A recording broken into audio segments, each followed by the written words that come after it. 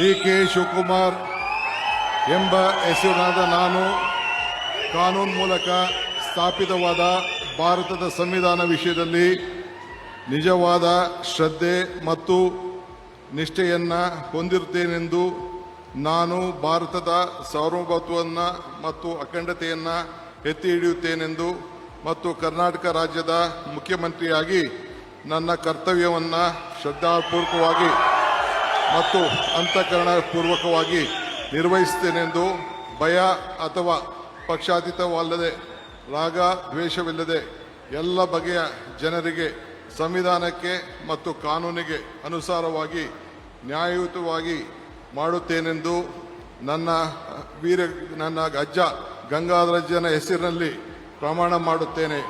ಶ್ರದ್ಧಾಪೂರ್ವಕವಾಗಿ ಪ್ರತಿಜ್ಞೆಯನ್ನು ಮಾಡುತ್ತೇನೆ. ಮಾನ್ಯ ಮುಖ್ಯಮಂತ್ರಿಗಳು ಈಗ ಪ್ರಮಾಣ ವಚನಕ್ಕೆ ಸಹಿ ಮಾಡಲಿದ್ದಾರೆ.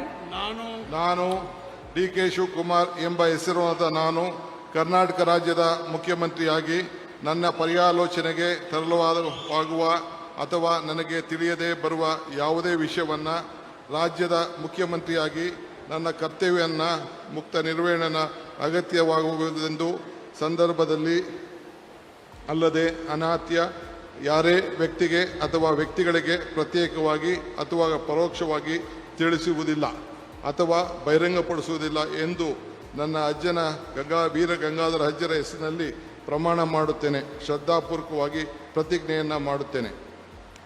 ಧನ್ಯವಾದಗಳು ಸರ್.